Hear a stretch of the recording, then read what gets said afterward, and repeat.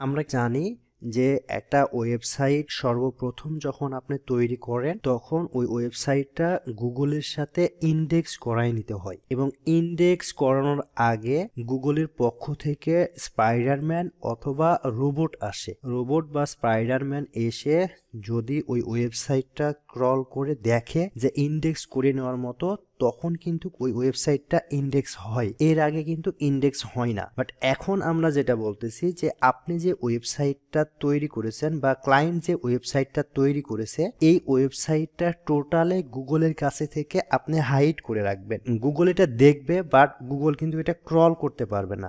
আপনার ক্লায়েন্টের ওয়েবসাইটে রোবট আসতে পারবে না। এইটাও করতে পারেন। এবং অনেক সময় দেখা যাচ্ছে আপনার ওয়েবসাইটটা ইন্ডেক্স হচ্ছে না, তখন কিছু সমস্যা হতে পারে। আপনার ওয়েবসাইটটা গুগলের কাছ থেকে হাইড রাখা হয়, তখন কিন্তু ইন্ডেক্সিং হবে না। এই কারণে আপনি যখন চেক করবেন, এই চেকটা করার জন্য আপনার ওয়েবসাইটে ড্যাশবোর্ডে আসবেন।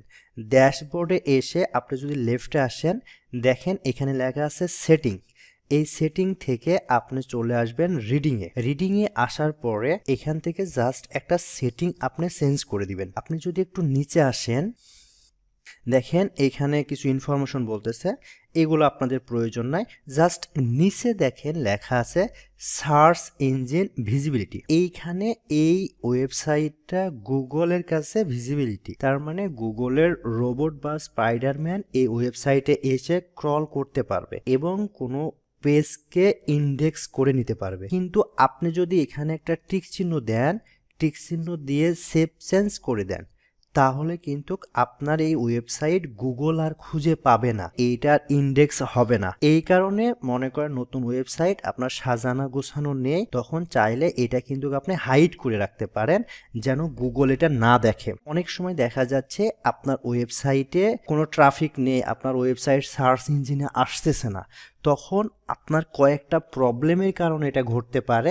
তার মধ্যে একটা প্রবলেম হইল এইখানে এই টিক চিহ্নটা দিয়ে দেওয়া। যদি এই টিক চিহ্নটা থাকে, আপনি একটু পড়ে দেখেন, discover search engine for indexing this site. তার মানে সার্চ ইঞ্জিনকে বলা হচ্ছে তুমি এটা ইন্ডেক্স করো না, it is up to search engine two honour this request.